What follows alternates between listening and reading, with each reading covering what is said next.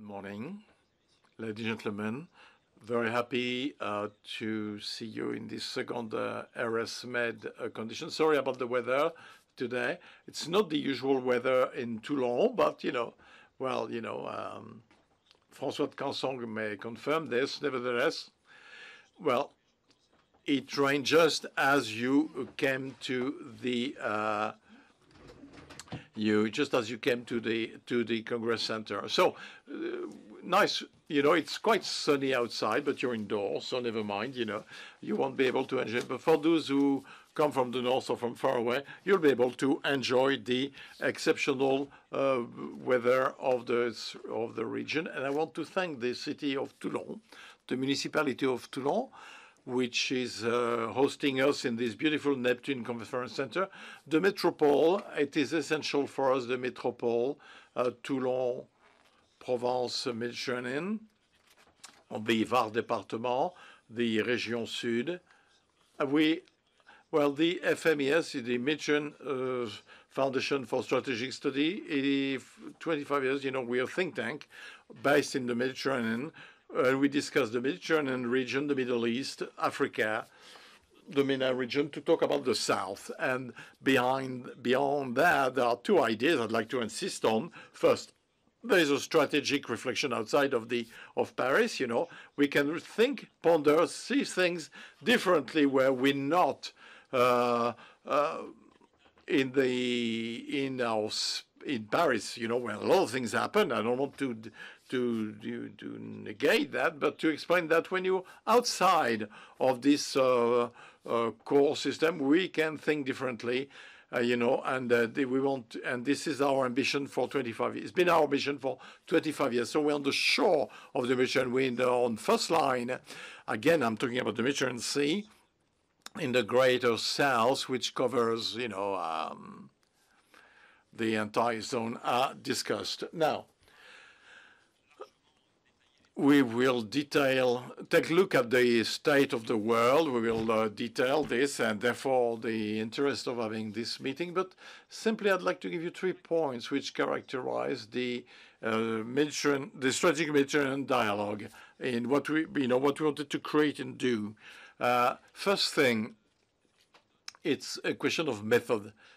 We are having a debate on ideas, collective reflection, collective pondering. This is why this introduction panel is a discussion. It's not just a series of speeches.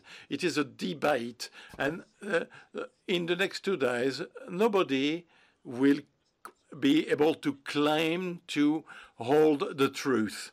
We are facing a complex world, which is becoming more and more complex, which is not the world we were expecting, certainly not. And no one can boast understanding fully what is going on and what's going to happen in 2 months, 6 months, 2 years. It is therefore essential for all of us to address this complexity, to try to tackle its dimension, to have various visions, ideas, and to challenge these ideas over, that's why we have long round tables, 1.5 hours each time, so that there will be time for the speakers where they can actually unfurl their ideas. There will be time for contradiction as well, friendly, polite contradiction. And this is the purpose of the 14 round tables, where experts from 18 different countries will share with us their different views. Second, strong ideas. We could have had only experts in international relations. Well, we decided, in fact, to get experts, of course, in international relations, but also representative military forces, active from the 3 armed forces from various countries, and who are actually in charge of managing conflicts, of preparing the next wars, the wars that are likely to happen. And this specificity I think, is essential at a time when time is actually back and the conflicts are part of international relations. And unfortunately, more and more strongly. And therefore, we do have experts from international relations, military experts, and of course, experts in technologies and disruptive technologies, not abstract technologies, but we invited speakers who are in the industry, in the implementation of concrete implementation of such technologies that will be game changers, that will change the power struggles and could entirely modify the conflictual environment in which we are evolving today. Third point, I think most important would be, I was talking about contradictory discussion.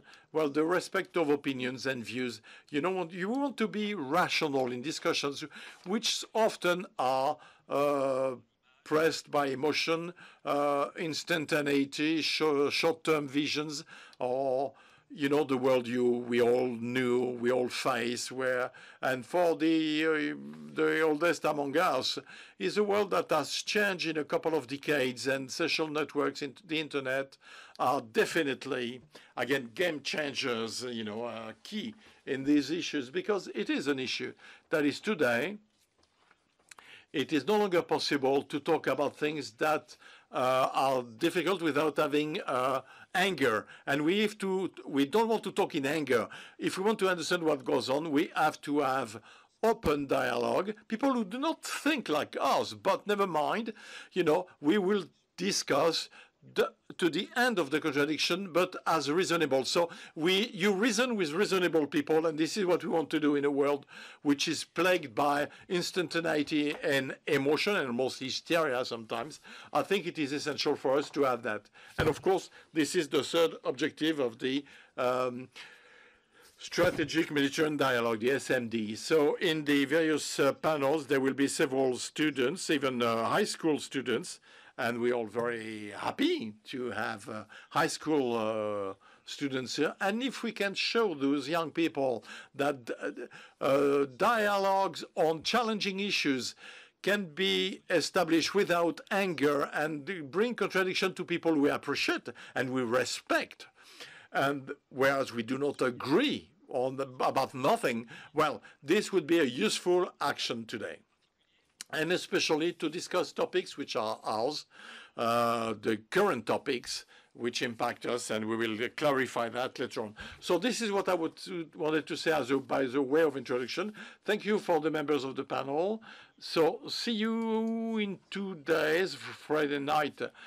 Collectively, we should all be smarter than we are today.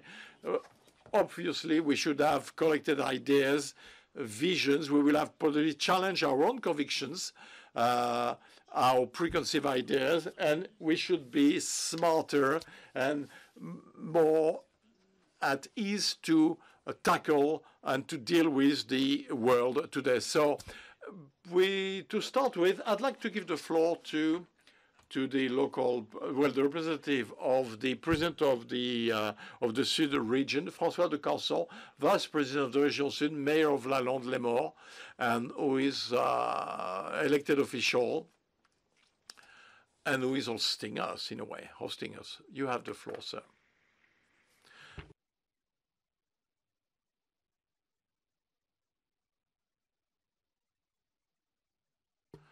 Thank you for your kind words this morning. So it is my honor to open your works. Of course, I want to welcome Thomas Guizou, President of the Gassilloud, President of the Defense and Armed Forces Committee of the Federal Assembly, Xavier Pasco, all civil and military authorities in your rank and functions, and the city of Toulon for hosting us in this beautiful venue. Now, today, it is essential to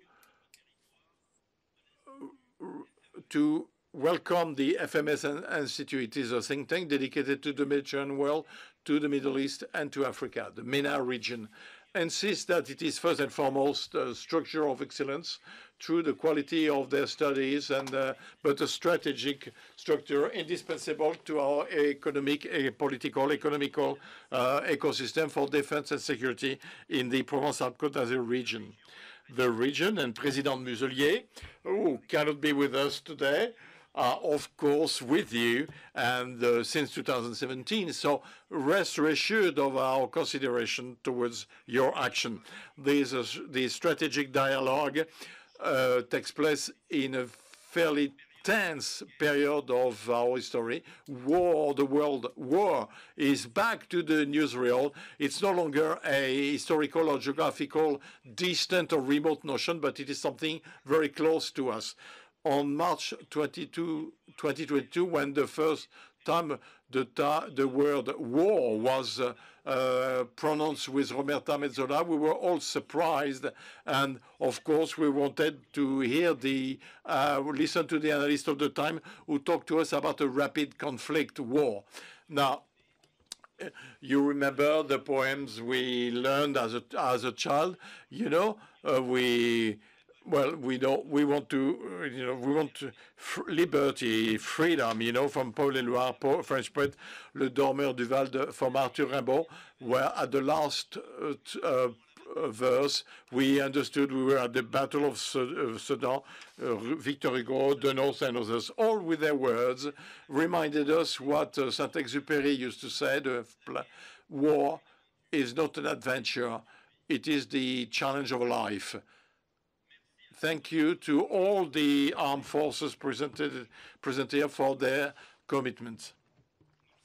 We are aware of the fact that the world is multipolarized, and there is an acceleration of geopolitical changes which are taking place as never before.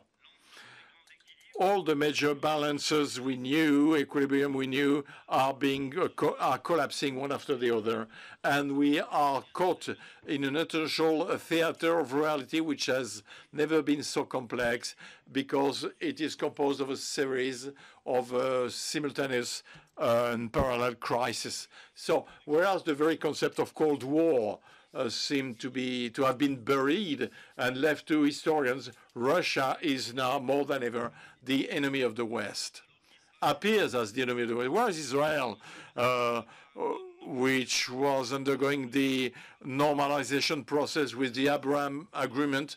Well, this has been disrupted by the Hamas because of the ultra-media conflicts. Armenia experiences the worst chaos it never felt, which, you know, the High Karabakh zone has been excluded now, and 100,000 people have been expelled, and therefore they are, as you know, facing with Azeris who are not actually open to stop now. So there is a common denominator, you know. Democracies are being attacked. We see the use of force by powers who no longer hide their intention to damage the international systems, an attacking concept which could be summarized by the word liberty, freedom. Moreover, the three crises are intertwined through support and cross-cutting and antagonistic, which triggers reactions in the national, international, and local opinions. Each and will call for the intervention of external mediators, which of course reshuffle the deck of cards in global geopolitics.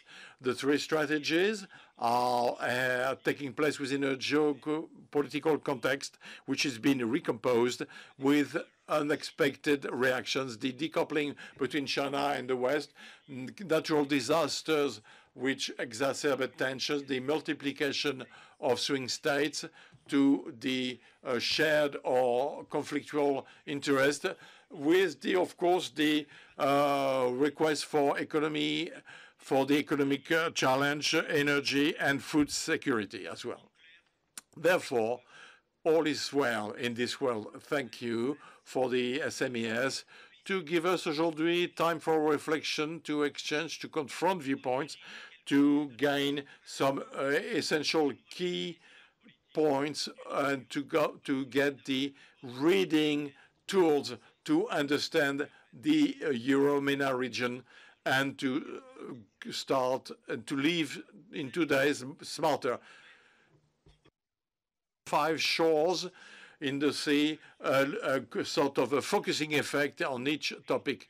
This Mediterranean Sea, which is the cradle of civilization and the cradle of three monotheistic religions, well, the concept was Greek, law was Roman, magnificence was from Byzance,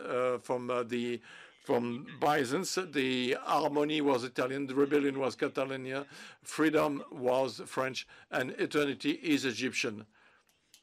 Well, in fact, being together is an obsession, an everyday obsession, and this sea has to think in terms of joining and not disruption. It is the obsession of President Muselier to work on what assembles us on the links and the challenges where we should overcome all the struggles. And for the last 6 years, the Provence-Alpes region has been organizing the Mission of the Future, 40 delegations from the Mediterranean world, which come and talk about the common challenges: youth, innovation, investment, health, natural risk, food security, and recently water. Here, we are deeply convinced, and we have a new ideas, a different version. The strength of the Mediterranean world comes from its territory. It depends on our region, on our governorates, our wilayas, and unions of municipalities. Together, the Mediterranean territories can write their history together. We talk about multilateralism, from bottom-up multilateralism. Well, it is the diplomacy of the territory, which, while respecting the state diplomacy, can find a way to make headways and maintain dialogue. With the strength of the territories and local powers, our local authorities, which run the last mile of the public action, always to serve concrete actions. With this combat optimism necessary to deal with daily issues for all the citizens, up to the most fundamental issues. And tomorrow, there will be the solution has to go through Europe, and we know that. We all need a strong Europe which looks for a political horizon that will provide stability, return to normalization beyond the security and responses when facing terrorism. Well, we should find a political response based on the horizon. The fight against terrorism should go together with the quest for peace. Europe, in that respect, has a role to play, and this should not be delegated.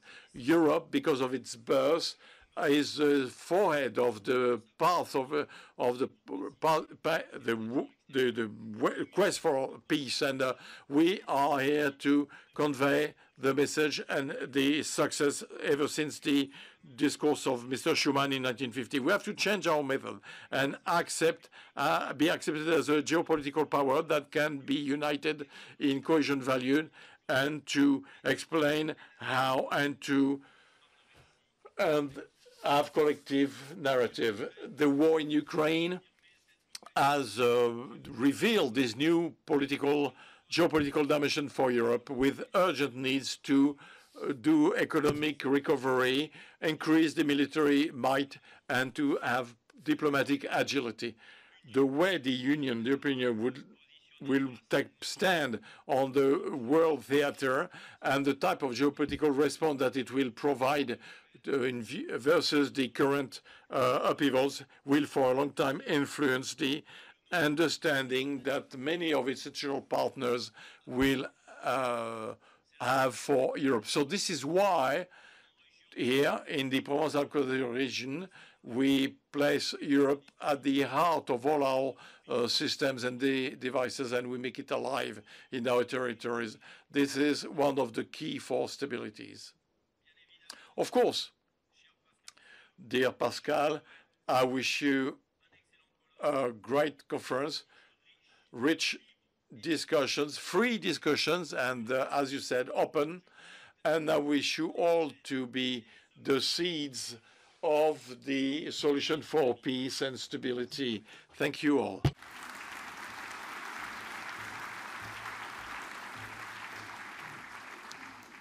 Merci, Monsieur le Vice-Président.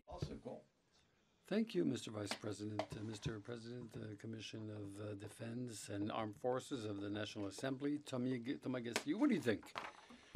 Thank you, Admiral. I haven't planned a major introductory speech, but just to tell you I'm very happy to be here, Admiral, with my guest speakers, all of you. And before all, we're all looking for more operational efficiency, but we all have to think. There's no strategic autonomy, whoever we may be, wherever we might from. There's no conceptual autonomy. So thinking of the world, reflecting on the world, thinking of our objectives is something that is, for me, essential. And to manage to think better, we need a lot of counterparts. We need a lot of interlocutors. There's nothing worse than having certainties to fail. This leads to failing. So my first objective in being here is to see the diversity of the audience here so that we can have contradictory discussions and reach a common agreement. So beyond this, I think the second need that brought us here together is the need to talk, to exchange. We are today, Mr. Vice President mentioned it clearly, we're in a world that is diverging, where the antagonism are gaining in importance, where international law is collapsing, where the great safety or security provider have lost their powers. Whether we talk of Georgia, Armenia, the High Karabakh, and Ukraine, of course, on the Gaza Strip, we really are faced with a world that is going crazy in a way. And I think that if we want to avoid to see a world that is regulated by violence, we need to exchange. We need to talk, to agree that we're not the same, but to see how we can build together, how we can understand each other, and eventually make our strategic culture evolve together, make all this converge. And I think it's the best place here in a region of the Mediterranean, and this crossroad location. Around this Mediterranean, we have so many different visions, so many ways of handling things differently, but together there is a need to build something in common in the right dialogue so that we don't let violence regulate our differences. And the third point, which is of interest to me, like you said, Admiral, we're on the other side of the boulevard. That's fine. I'm, from Lyon. I'm in Paris a lot because that's where the General Assembly is, the National Assembly is. But France is diverse. And today we need to mobilize. It's a third need that brought me here. We need to think, we need to exchange, but we need to mobilize to face the enormous challenges to which we're faced. We need masses that do not necessarily rely on military means. We're confronted to hybrid threats to which the military answer must be completed with other means. So we need to rebuild, in a way, each in our own country, a global defense, a global approach to defense. Because if we look on the French side, for example, since the end of the Cold War, I think we had two events that took place. And not only did we have a drop, a collapse, we disinvested in defense. There was a collapse in our investments in defense. And we tried to fix this with the doubling, again, of our defense investments. But we also lost in our understanding. We figured that defense could only rely on military means, and we demobilized. I think the fact of organizing these strategic meetings in Toulon is to show the capacity to mobilize a region to be in the logic of a global defense. The local authorities, which are mobilized, have an important role to play in terms of defense. The businesses, the enterprises, our students, citizens that are present. So I think it's the third point that for me is of great importance, is this need to mobilize the whole of society so that each and everybody feels responsible for the defense, the common defense, global defense. Thank you, Mr. President. Thank you. So there's also a strategic thought inside this region, and the FRS, who's our partner for these strategic dialogues. We're very proud to work with them. And Xavier Pasco, the Director General of FRS, what do you think of the situation? Thank you, Pascal. Thank you. So we are a strategic thought inside this periphery. We're open to the outside world, and that's what motivates our partnership. I'm very happy to be here to support and to work in close collaboration with the FMES for the second consecutive year. Very important meetings. Everything was said, but I just want to reposition this in my point of view in the foundation of strategic research. Strategic research is polyphonic by need, because it's diversity. The minute you talk about strategic issues today, we had recently at the Foch Amphitheater a discussion on what is the nature of strategic reflections today. Well, it's diverse. Of course, it covers defense, security, military issues, but it goes beyond that, talking about military aspects without dealing with multiple challenges and stakes. Strategic, economic stakes, cultural, religious stakes. So we see that then that was mentioned by the president here.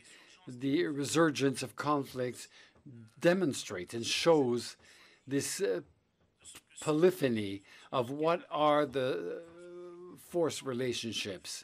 When you're a foundation for strategic research, you are by necessity you need to deal with this diversity. So very rapidly, when we discuss about this idea, the fact of holding these reflections in regions rather than in Paris. So it was something that looked immediately attractive, because it was something that added wealth, richness, and it added value. We need to talk, we need to listen, but we also need to understand each other and fuel our own reflections with the other people's thoughts. So I'm very happy to have in this event that's held today here in Toulon, but it's also held in relation with what we also think at the national level and in Paris. And for me, these strategic meetings of the Mediterranean boils down to talking about the world through the Mediterranean prism. And France, in relationship with its center of gravity, which is authentically European. And as you said, this bridge between the Mediterranean and Europe is one of the really key advantages of this event. So this diversity is also expressed, and it is the structure, based on the structure of this event, through the different topics we will cover: geopolitical topics, more technological roundtables. So understanding this technology, taking ownership of this technology, and also transverse topics that are very important for you, Pascal. Transverse topics, defense, security. So bringing together all these competencies, military, geostrategic, geopolitical, but also industrial and technological, is essential. Otherwise, you're too weak. And that's what I try to do through the work of the Foundation for Strategic Research and through the participation to events that we support. That's what I try to promote. What I try to promote is, in fact, the maps of the world, the cards are reshuffled, as you said, Mr. President. So the basis of our reflection must be reshuffled, and that's essential. It's generational also. We've grown older in our trades, and to benefit from an assistant that mobilize all this, because the youth is right there pushing, and it remobilizes us. So this was said before brilliantly, and I'm just repeating things, but thank you very much for this collaboration and this event that we're opening today. We're really happy to support this. Thank you.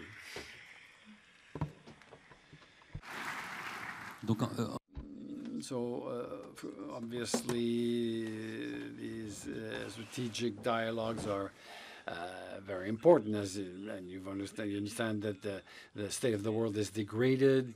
Last year, we had launched RSMed 2 or 3 years ago, and that was before the war in Ukraine. And last year, we figured, a war in Ukraine is just an example of the degradation of the state of the world. Today, we have the world between Israel and Hamas in Gaza, on the Gaza Strip, and in the meantime, we had Karabakh, Sudan, Sahel, Yemen, still ongoing. So around us, we clearly see that the fracture of the world is ongoing, internal fracturation within our societies, and this is important. An external fracture between states, between communities, between human communities, with the growing violence, de-Westernization, which is accompanied, and that's an aggravating factor of an anti-West feeling that is more and more marked. Not only do people no longer want to be like the Westerners, but they have anger, and they have a feeling of hatred even when it comes to the West. So it's an important factor when you talk about the safety, the security concerns that we have. So to talk now, to take the hat of the scientists, we have fields of force that are antagonistic. So there's a force field that is global, that is for East-West, Russia and China on one side, Europe and the US on the other. There's an antagonist also field of force, north-south, between rich countries, countries that are less rich, that do not recognize the historical richer countries anymore. So these fields, these force fields, well, as it turns, our Mediterranean, the Middle East are at the crossroads of these two forces. We're concerned by the two sides of this tension. An aggravating factor is that it would seem that these two force fields are articulated together, and that the East and the South are converging, leaving the Northwest. So I take talking in general terms here. I don't want to talk about the West, global South. Try to talk differently here to use concepts that are clearer, maybe. So the reason why us French may have the feeling of being alone when we compare ourselves to the South and the East. So faced with this situation, it would seem to me that Europe and France, notably, are a bit lost. A bit like a rabbit in car headlights. We see what's happening, but we find it hard to react. Maybe due to many things. I think for 40 years we were on a pre-written track where economy, consumption led to a general convergence towards our model. So that was very comfortable for Westerners in general and Europeans. No efforts to make on our side. Everybody else had to make the efforts. And this led us to an intellectual egotism, I would say. It was comfortable for us, so we just laid back. But this we're paying today, because the boomerang came back in our face, and we stand petrified looking at this boomerang striking us at a much higher speed than we expected. So that's a real issue, and that's what's interesting in such events, is to regain our intelligence, to get back to work at all points of view, economically, intellectually, drop our laziness, and revisit history. Our parents, our great-grandparents, our grandparents, great-grandparents had to do this, and they managed. But we have this initial effort to make, intellectual effort to make. Not the last point, but before last. In this region, everything I just said leads to something that is quite striking is the exclusion of Europeans, of Westerners at large. The Americans, for example, are back, so there's a stronger reaction capacity, deploying 2 aircraft carriers, a nuclear submarine in the Red Sea, for example. Whatever. Well, these are strong political actions showing that the U.S. are back in the game. But please forgive me to say, at my humble level, that the Europeans at large and the French particularly are more increasingly marginalized in the geopolitics of the region. We saw it at Astana, Syria, at the High Karabakh, where we're absent. We see it in Sahel, that we're leaving. We're constrained and forced, but then generally speaking in Africa, in the Middle East, and the Israeli-Palestinian conflict, the Europeans and the French are no longer actors as they should be. Because even though we are in the forefront. So to conclude, to fuel the debate, is to share with you one of the analyses I have on the war in Palestine is the imbrication of different logics that are all relevant, but that are articulated, but often we take 1 or 2, and it's difficult to have a full understanding, a 3-level understanding. First of all, there's the political rationale. Again, I'm talking about the example of the Israeli-Hamas war. So the political rationale or logic, we've left it aside. We're only concerned with the economics. So the coexistence of 2 states, how do we organize practically to implement all this? Politics, we dropped it. We thought that by injecting money and procrastinating, we'd solve the problem. We can set a parallel with what happened with Russia, for example, for the integration or not of Russia in the European level, Azerbaijan, and that's another. We didn't make the political effort. So there's a political issue here. And if you drop politics, it comes back like a boomerang.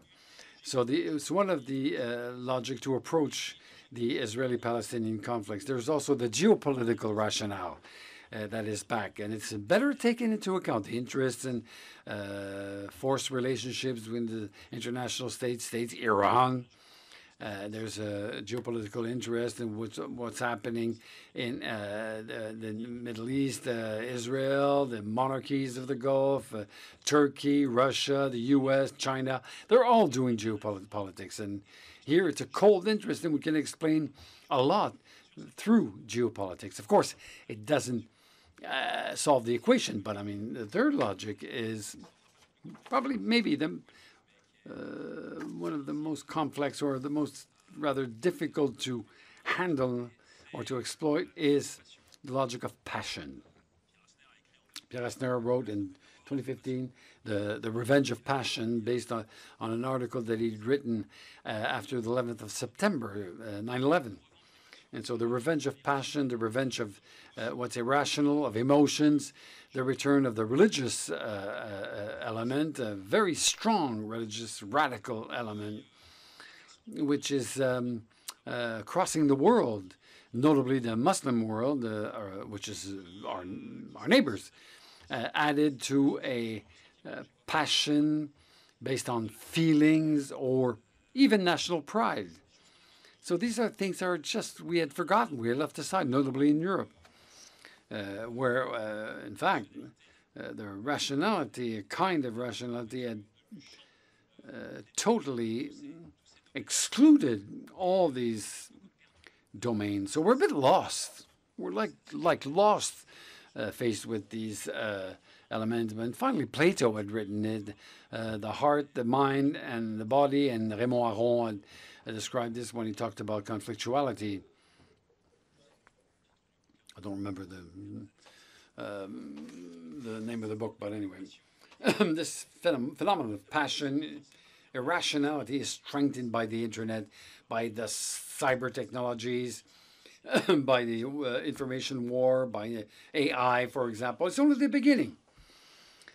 So here, doing the gesture of a physicist, 3 lines, 3 axes. that do not describe the complexity of the world, but explain that in this precise case that will be present in most of our debates, where we have this emerging conflict that has serious impacts on the security of our region. If we leave aside one of these three axes, we will not have a complete, thorough understanding of the stakes, and we will make mistakes. So I think it's part of the complexity of the world that's ours. But so I wanted to share these reflections with you. I think that faced with this situation, we have to be humble. Nobody can pretend to have full understanding. We're not here to force the truth. We're just trying to understand what's happening before our eyes, and that concerns us all. So I would like Mr. President, who was in charge of supervising the new military law that took into account the war in Ukraine, and even before this war in Palestine. So these events, this evolution since the preparation and the vote of this new law, the military investments, does this change anything? And if you had to review this law or think of the next law, what are the sectors, the domains that you would like to reintegrate in this law, or things that we should give thought to for the military programming law? So I would tell you that the military programming law is a chance for our country to have a projection, because you can't do defense a year every 2 years. The program is over 10 years, and we're lucky in our country to have this military program since the 1960s. So it lies on strategic reflections that were carried out. And to respond to your question, I would think that what's happening today in the world is not a surprise. It's more the timing that is surprising. But as of the strategic review in 2017, on which was based the previous military planning law, we had this complication in the world. We had some signals, some signs. And we say that the war in Ukraine started 18 months ago, but it started in Crimea to 2014, Georgia before that, asymmetric conflicts, Sea of China. So we're not surprised with what's happening, but the momentum is surprising, how it gained momentum. And this military planning law was done to respond to the French and European needs. It wasn't done thinking, if we were Ukraine, what military support should we have? No, we're not Ukraine. We're in European alliances, NATO. We have a strategic depth compared to Russia. So the major choices that we're taking in this law remain valid, in my opinion. First of all, the credibility, durability of our dissuasion, of our dissuasive means, the coherence of a conventional means rather than a massive, and reactivity. But of course, beyond the geopolitical mutations, our world is a world of deep technological fractures. So whether you're talking about space, deep sea, in the cyber sector, in information sector, I think for me the major choices on which this law was based on are still valuable. But our world is moving so fast that we need to constantly question our positions and to see how our approaches can evolve and our means can evolve. And I think the reflection stays open permanently. But for me, there are three points of reflections that I would like to share with you. First is to say, well, in the military programming law, we made a choice of consistency, coherence, as opposed to mass. But the topic of massive approaches should not be left aside. You can have mass with differentiation. Obviously, our army has to be very technological, very fast, but we need other less costly capacities, but in larger numbers. So the second point that for me is an element of reflection that we could push forward concerns the indirect strategies. Have a capacity of influence over the world, the capacity to, which is the capacity of doing oneself, ourselves, but also have done. So what are the means that we have available? What is our strategic offer to help partners who have converging priorities with us to work along the same lines? We see whether it's in Ukraine or Africa, we're not necessarily directly engaged because it's difficult to have it accepted by our public opinions, but we have to think about the have done. So beyond the capacities of our military, see what solution we can open to other countries. And then the last point, which I think is very important as a complement to the military programming law, is the global defense. When I look at my country, 68 million people, 300,000 military. It means that I only have 1% of my active population, which is in the military. So the question I always ask myself as the president of the Commissioner of Defense, what are the other 99% doing? Maybe running companies, head of local authorities, students, each in their role. And I think we have a lot of work to do to say, listen, the state is there, is providing the means to protect the country, but we're also in a world where everybody has to recommit him or herself. So beyond the capacitary reflection that was supported by the military programming law, we need to give a new life, tell everybody they have a role in the defense. You are all the citizens of a democracy. There's a need for you to understand what's happening in the world. There is a need for you to know what you can do at your level. So I think it's with this responsibilization of our populations that we will be capable, beyond the capacities of our military, to face the future. Thank you. Thank you. So I can now go back to the local elected official, vice president of the region, who is, well, first, it is a med region open to the sea with diversity of population. So, of course, we experience all those problems and situations we face, internal and external. So what can be done as a political responsible in a territory like this Région Sud in view of the evolution of the world? Well, first, take stock of the situation, observe, and as you said, our territory comprises large communities, Jews, Muslim, Armenians. Then we have to look at what Israel has gone through.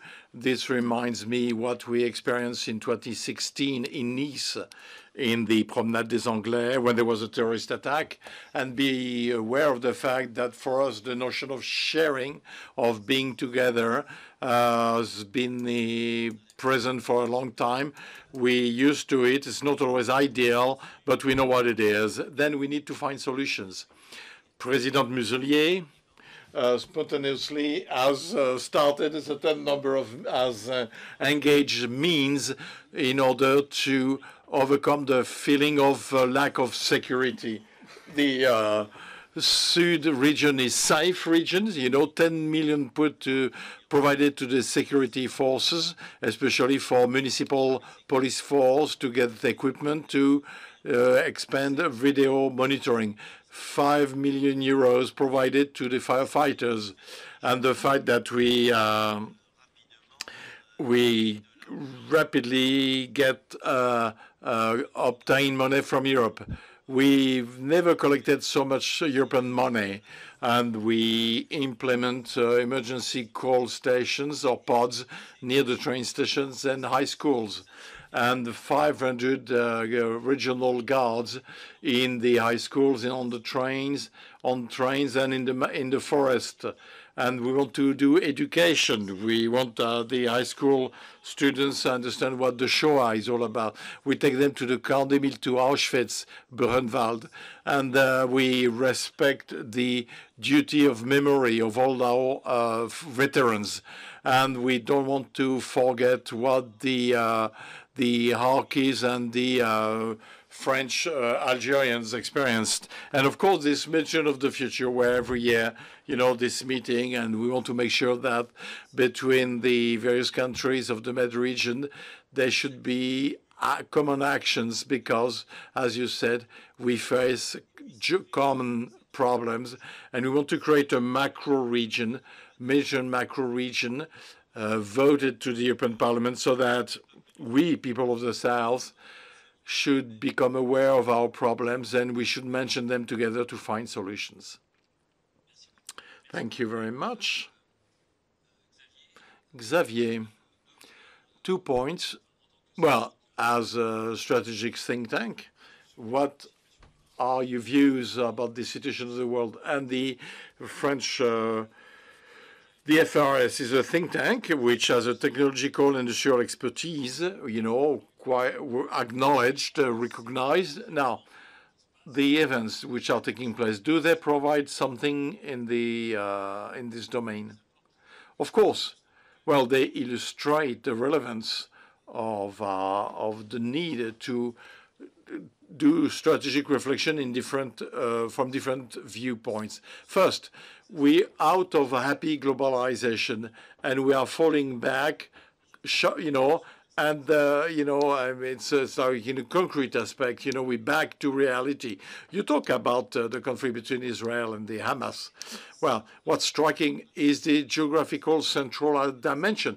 The Gaza Strip is minute, it's nothing, but it is at human scale. We lived in a world recently where we all become dehumanized due to the very fact that we all, either through our ways of life or reflection, we all live we think of the global village, everything goes at the speed of light and information, which is also true. So for the problem is to address these issues, bearing in mind the two dimensions, which are parallel world, the local and the global. And one does not replace the other, they're combined. Of course, there is globalization, at the speed of light. It does exist, but there is also the central geographical dimension, the legal terrain, the legal area. It's true in our societies, and it's true internationally. In a way, there is a historical density in this part of the world, as you know, which is amazing. For millennia, whoever has been to Jerusalem could physically feel this historical dimension. The weight of religion, you feel it, you experience it, you can almost sense it, probe it.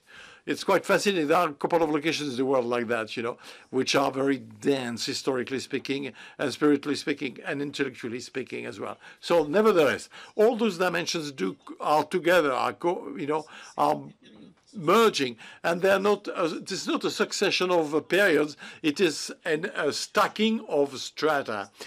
Well, when you do strategy analysis, it's the geologist to look at the cliff, but what about this stratum? What did he do on the other, and how do I explain the whole system? Well, often we tended to, in terms of geopolitics, in terms of historical approach, to consider things as sequences, period replace another one, which is, but it's true, but not only, the previous periods still exist.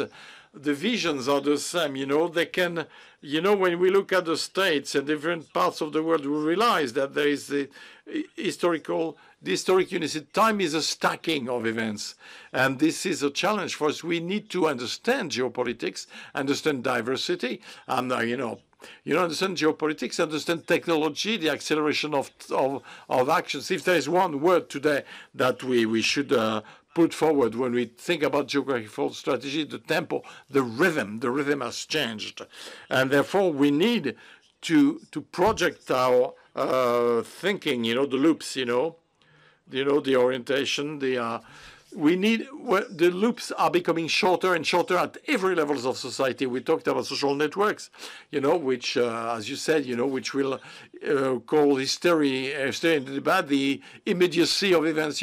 This is a fact. It is a fact, social facts. You may like it or not, but it is here, and you have to deal with it. And therefore, we should not go into a narrative reality, but we need to try to explain reality. And we need to explain the distance, to understand the tempo, but also bear in mind the vision of the cliff. And this is the challenge for us, for me. Again, it's what's so good in this event is to compare the various rhythm. Technology is all very well. We got roundtable on the, we see the rhythm, and to the remnants of major questions. All this is together, is coexisting. It exists at the level of the territories up to the international fora and theaters. Thank you. Thank you very much, Xavier. I think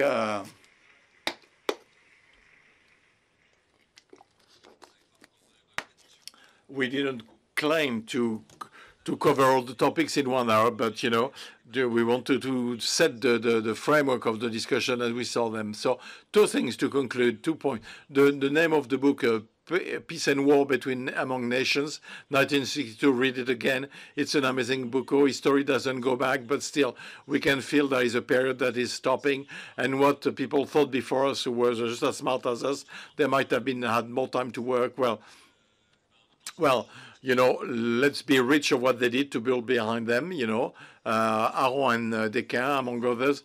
And I discovered the phrase of Gérald Boff, thank you, the poison of certainty. This is, we have to, people who have experienced things that we might have to experience one day, certainties may kill. Uncertainty, doubt, the Socratic doubt or the Cartesian doubt, the doubt that will build, but not the one that fuels panic. The doubt to go further, try to understand and to imagine alternative solutions. And it is a key point, and it is fundamental. It is at the heart of what it is at the heart of the DNA of the strategic Mediterranean dialogue. So we have positive doubt, and we can actually move forward. Have a great coffee break, great meeting. See you soon.